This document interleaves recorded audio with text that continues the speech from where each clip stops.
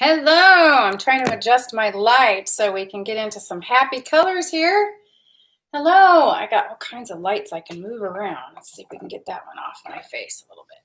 How are you guys? It has been a while since I have been on here live, and I just wanted to come on and play and see everybody. It's been such a long time, and I have all kinds of little show-offy things. It feels like show and tell, and I don't know about you guys, but I'm looking for anything garden related for playing around. So hello, Ronnie. Rania. Oh, Rania Blue Eyes. That's Ronnie. Called you Ronnie. Hey, that works.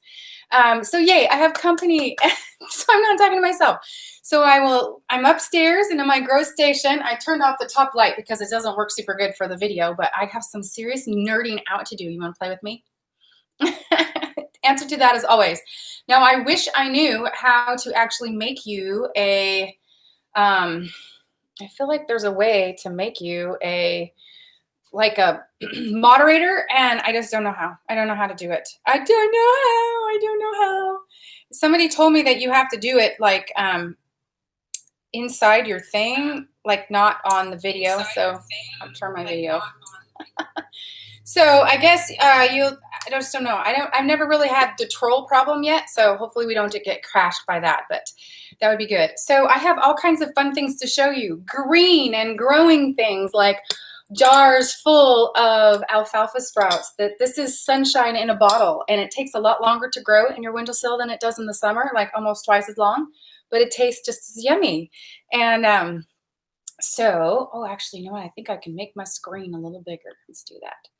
There we go. Yeah, I don't know. So, and like I said, it's been a while, so I have no idea if anybody else is going to come on here on yet, but I have old friends on here. It's just been a super long time. You know, we had the double wedding, not 2 weddings, and all of that, but I wanted to show you things and things I'm excited about. So let's do it, right? I had an Oreo cookie before I came on here, so I have to make sure that I don't have Oreo cookie teeth. But okay, so these are the gourds and the pumpkins that I grew. Actually, I grew some, and then an old guy in a parking lot had his vehicle open in the back, and he gave me some. And I was super excited because, like, this is a sweetmeat. This is a big blue sweetmeat one, and I'm so gonna harvest the seeds out of this sucker, and I will have plenty to share. So some of you guys that wouldn't know this, Rania Blue Eyes is actually a junior high aged school teacher, and she teaches an elective on gardening. And so I actually share some of my seed crop with her, which it's been fun this year to have so many more seeds saved, which I'm going to talk about in a little bit. But I just have some really fun things. Like here's another one. This is basil. This is a smell-o-vision. Can you smell it? But again, sunshine in a container. And so I have several kinds of it growing in here, and I have harvested off of this 3 or 4 times already. And it's just, I kind of figured out this year that I wanted to save my outside efforts, which I thought I was going to really get the winter off and just kind of hunker down and work on my book stuff, because you guys know I'm a novelist working on that journey. But I ended up having to move my entire garden to get into the sunshine, because the neighbor's trees grew after 18 years of being in the same place. They grew so much that they blocked out the light. So it's kind of a bummer. So I thought I was only going to be doing this. I thought I was only going to be growing inside stuff, but not so to be the case. So this is basil, and then this is the cilantro, and I have grown this is the second batch, and I have already harvested off this one like 3 times too. And so it's awesome because you get, it's kind of more, they're more flavor is almost more intense. It's like almost not watered down, so you don't need as much to get your flavor across. So they are different. And I was actually thinking with these that I might actually plant these, because these can be a little bit cold tolerant. These melt really quickly and look like green garden slime. But these can be a little bit tolerant to the cold. So I'm thinking about toughening these up a little bit during the daylight. And then when I get my greenhouse in, I was thinking about moving those into the greenhouse to see if I could get some get them out, in the spring earlier, and give them a chance to get a little bit bigger than what I'll be able to do in here. So my grow light station is 3 lights, and then I actually have a littler one down here. And it's like hanging out in the spring when I come up here. It's very entertaining. And entertaining is the best word for it. So let me show you something else. So this, have you ever gone to the grocery store at this time of year and seen those big cabbage heads that are like lacy purple or lacy white, and they're just really ornamental looking, and you can't actually eat them, but they're more for looks than anything? Well, I had a couple of those, and I collected my own seeds off of them, which is by my kick this year. And I actually was able to get those suckers going. So that was really fun. And so these are going to grow. These are going to grow, and I'm looking forward to this. So these are very cold tolerant because they're in the brassica family. And so stuff like that is fun. And this, actually, note the container. See this container? Food grade containers. So weirdly, like I still have like these ones I've reused multiple years in a row, but these are like containers that sometimes they're takeout food containers, like for my kids will go get something, and nowadays with COVID everything's in this takeout container.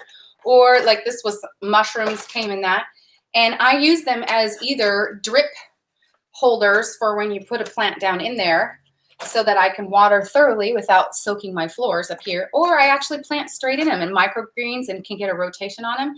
But because they're food grade, they have to pass a certain, non-leaching chemical-y kind of tests. So, but this is actually like a pumpkin pie tin from Thanksgiving, and I planted lettuce in here, and I have already gone through like 3 huge containers bigger than this one. I actually used this container. See this big plastic one down here? And I planted that, and I had 2 different kinds of lettuces growing in there, and I've probably made 4 or 5 different feed my big family salads out of greens that I've grown. And I don't know about you guys, but just every gardener you see like touches them. They're like strengthening their stems or whatever. It's sort of like the thing to do. And when we get to the point where it's full on and you're eating it, like it just, in the wintertime, it just feels like, I don't know, it's like medicine. Do you have anything started yet, Rania? I see a couple other people in here, but I have no idea if they're going to chit chat or not. But because it's pretty fun. And this is another one of those things that I did. This is the beets. I harvested the seeds. I think you were out there with me. I sometimes I'm super fascinated by how the seed looks on the plant. Like beet seeds there's a ton of beet seeds on one plant. It's like jacked with beet seeds. And I think it's amazing. So I wanted to see these. No, not besides greens for broccoli. Okay, so you're doing like microgreens. Yeah, so I do that. I got some broccoli, but I'm not doing my broccoli for microgreens. I have the new garden space, and I don't want it to be brown, so I am growing things on purpose to put out there so that even though they're little, I want them to get big enough and get frost hardy. But here in Zone 8B, Oregon, Pacific Northwest, we don't have super hard frosts that are going to kill them out. And if I even put, like even if they're little and you put a plastic, like if you invert a plastic container over the top that's clear, it makes a little mini greenhouse, and that almost takes it up to the next zone, and until the roots get established. And in my new garden space, I have so much sun. I can't even tell you how fun that's going to be. So let me show you. I got more than one of these. You guys have to bear with me here. So these are my broccolis that are going to go out. So they look a little leggy, but they do this for me even when I plant them in the greenhouse in the spring. So when I plant them out, I'll just kind of settle them down in a little deeper. And these have actually been outside on frost nights, like 2 nights in a row. And so they're actually ready to be planted out. And then I did these, which are just coming on. These are going to be drippy because they were outside, so they got rained on. There's not very many of them up yet. They're just coming on. These will fill up. So, and these are onions. So these are big red Welsh onions. And this is another one of those things that boggles my brain. You come around to spring and you go to the store and you into like the feed store, Wilco or whatever, or you order online, you get sets, onion sets. Well, what is an onion set? It's a seed that's partway there. It's already started. So why not grow some clusters of onion sets for myself, so these are overplanted and they're just getting started. I might leave those inside to spend a little bit more time under the light because they didn't activate too much when they were outside and it was pretty wet out there. So brassicas are made for the cold, and so like even if it just gives me, even if they don't grow very fast, if they grow really slow, then in the spring when it does start to come on, they're definitely going to come on faster than when I would plant them out myself from seed or whatever. So, and then we have all of these pretties. These are in the same category. So these are kale. You can recognize that curly leaf kale right there. This is chard, obviously the red chard. There's some fennel back here. Fennel is actually cold hardy too, if you can get it big enough. And these are some lettuces back here that are the kind of lettuce that's more for winter. So I have been learning a little bit about that, and it's not super easy to find them, but this is my new one. But like it's like this kind of stuff. See, this is actually made for winter.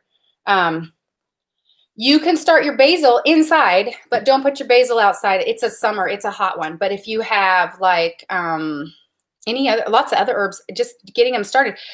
Sometimes I like to figure out which things can handle the cold because I can start them and get a jump on them and then put them out in my greenhouse when it's still cold, really cold in the spring, but they're going to handle it because the greenhouse is one step more protected than straight up outside, and then you might get a jump ahead.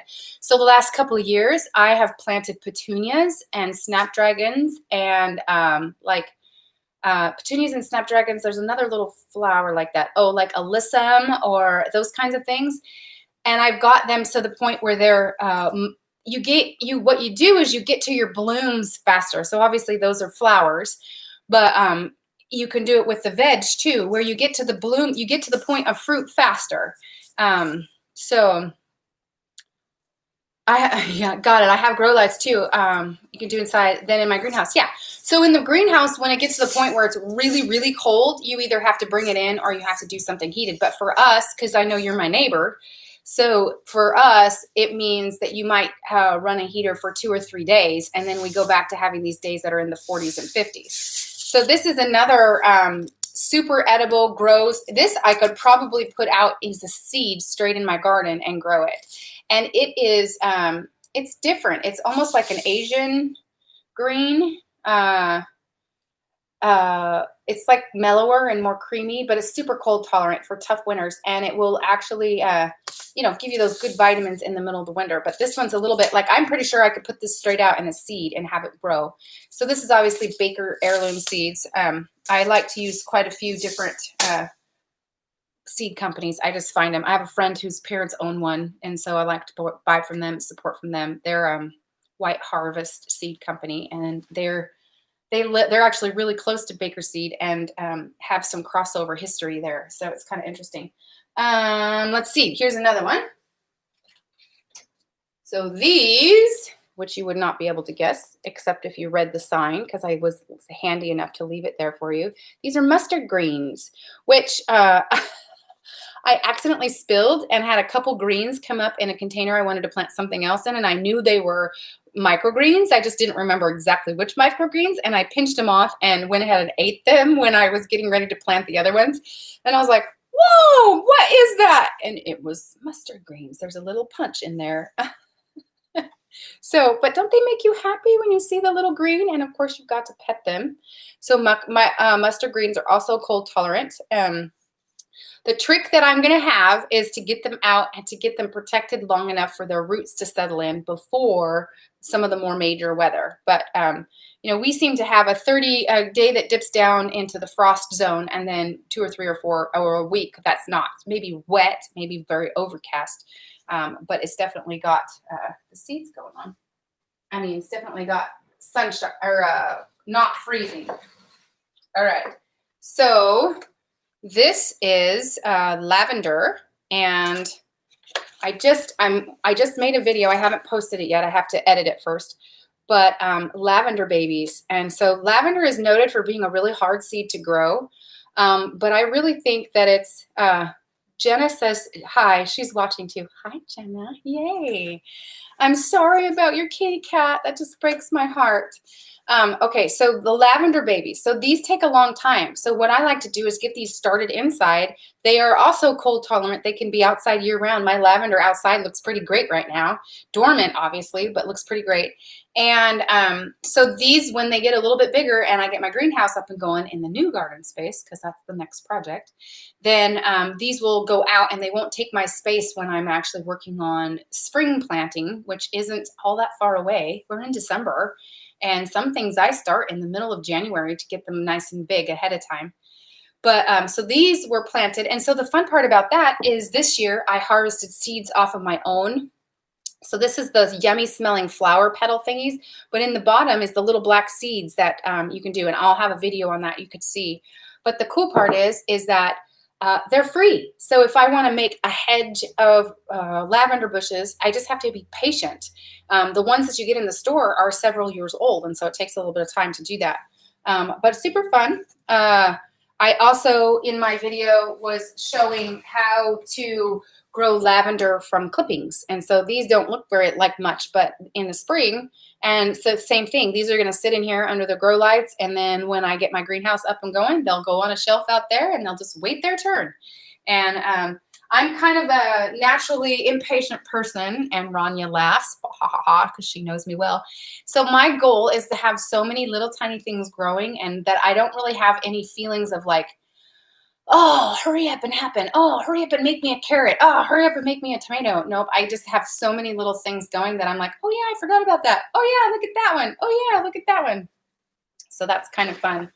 Let's push this back over here. I have a couple of fun things. The other thing I sort of do that's sort of nerdy is that in the wintertime, I sort of think of wintertime as the houseplant season, and the summertime is the garden. It's segregated in my head. So in the summertime, I take care of my houseplants to keep them alive, but I take care of my houseplants in the summer. I mean, in the winter when I'm claustrophobic in the dreary days. And that's worked out pretty good for me. And so I got a new houseplant given to me, and I think it's pretty sassy because it has some color. It's called a brumilda. Brumilda. I don't know how to say the word. It's how do you say it? Bromeliad.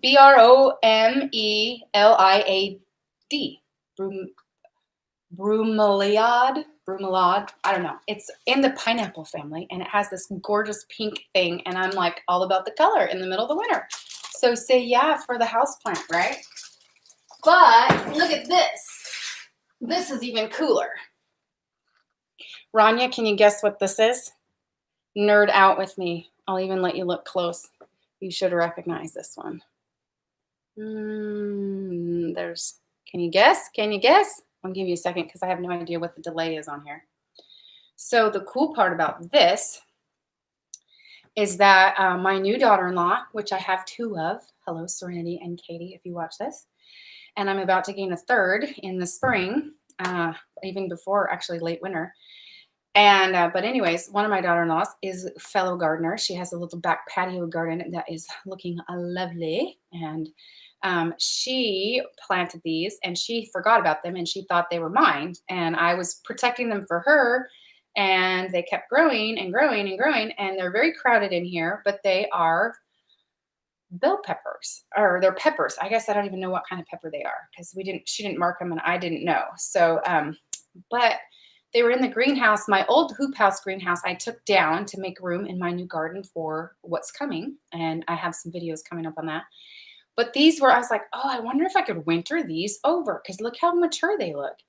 And they have, their original leaves are a little bit pale like this, but they have set on so many new leaves, and you can look close and see little buds all over. So I think I need to do my homework and figure out how to help them pollinate, because it's obviously warm enough up here and they're getting enough light to be healthy and mature. I mean, look at this one. It's got like two right on top here that are just going to town. And so when the flowers set, I think I'm going to have to figure out how to pollinate them for them.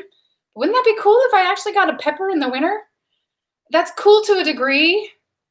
because if it works, then I may be tempted to try to do it every year, and then that means I have to take care of pepper plants for all of winter too, right? But then if I can get them out and plant them in the summer and they've already got some height.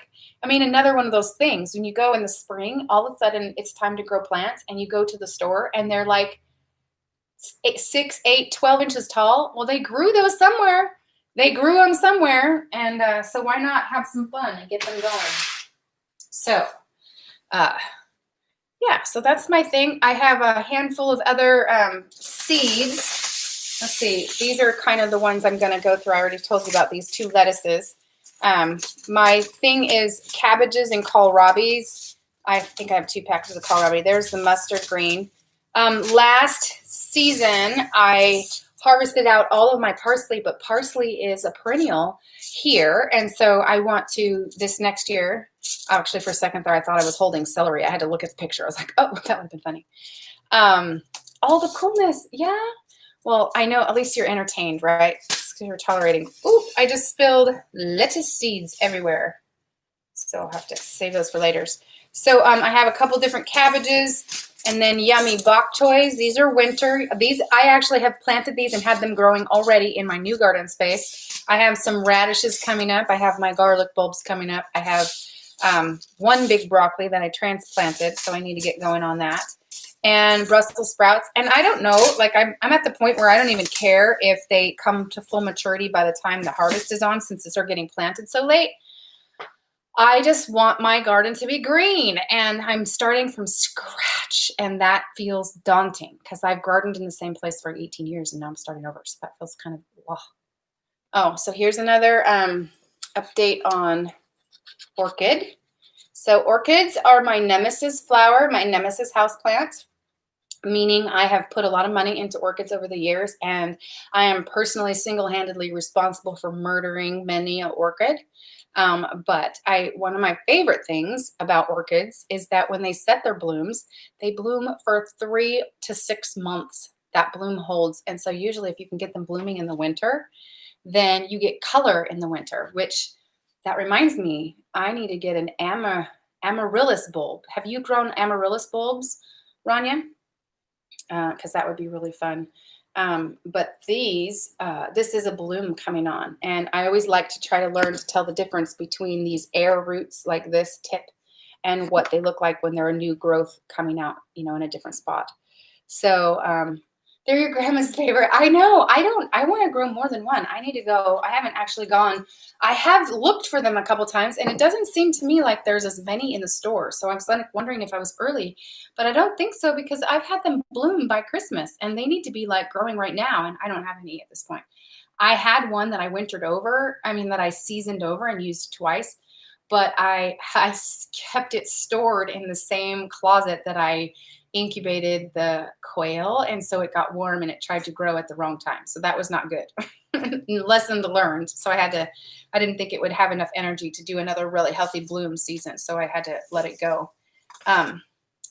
Speaking of which, how was your for YouTube people coming behind the scenes? Rania is my butcher buddy. We do harvest animals together, and she ate quail for dinner tonight that we've worked on together. And I was harvesting, I call them skinny chickens because they were chickens that I raised that are egg-laying chickens, but they're raised from my own rooster. And I just tried to do them young just to see what that would be like. And it's not worth it. They're okay. You can eat them. They're good, but they're skinny chickens. So that's kind of fun. And so then all the rest of the stuff I have is really slightly garden and growing related. I think I showed all of that stuff off. Do you want to see my extra nerd stuff, Rania, since you're my company on here? It's been so long since I've been on here. I think I'm pretty much buried on the YouTube. Yeah, okay. So nerd out. I've been enjoying candles this winter, and I got a little a fruit basket for my table that's a little prettier, and I've been trying to my way of finding sanctuary in the middle of all the changes is to find the little beautiful things, the things that make me feel beautiful. So this is a small beautiful thing. Look at this, my salt and pepper shaker. These are newly purchased, but they're imitation vintage milk glass ones. which just makes me happy. The green milk glass. So depression glass, I think is what it's called, depression glass. So salt and pepper.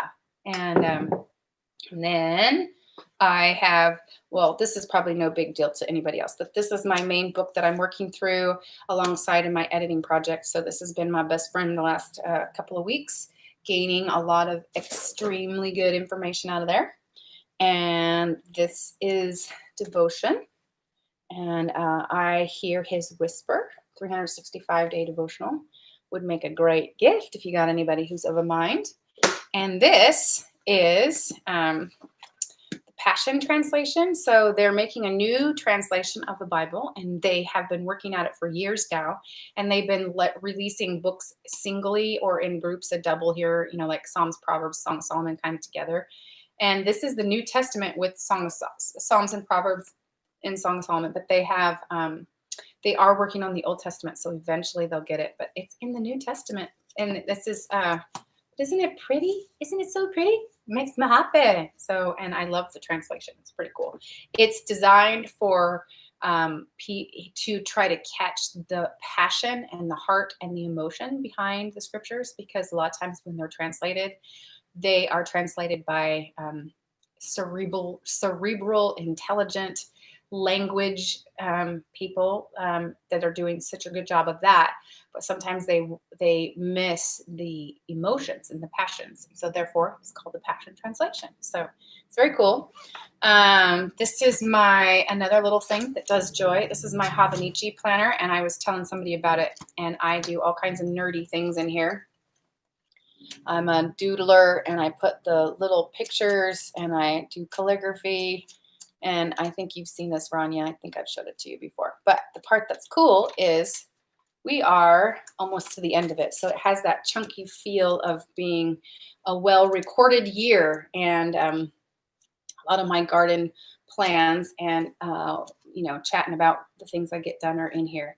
So I have my new one. So I add the clear cover with the white in it, and I add the elastic. It comes with just kind of a basic yellow page cover, but it's got really great paper on the inside that you can paint on and do fancy pens on, and the ink won't go through. So it's called Toma River paper. And so I do the Habanechi Cousin Techno size A5. How about that for sounding like a foreign language? So that is pretty much my YouTube video, and I'm just entertaining myself, and hopefully anybody who watches this has some fun too. And I really wanted to talk about my microgreens, which I did, and spring in a jar and sunshine in a jar, which is super wonderful. And I think that's it, Rania. I'll see you later. Maybe if you show this to your class, I can get a shout out. Whoop, whoop. Hello, junior high. Okay, that's it. See you later. Bye.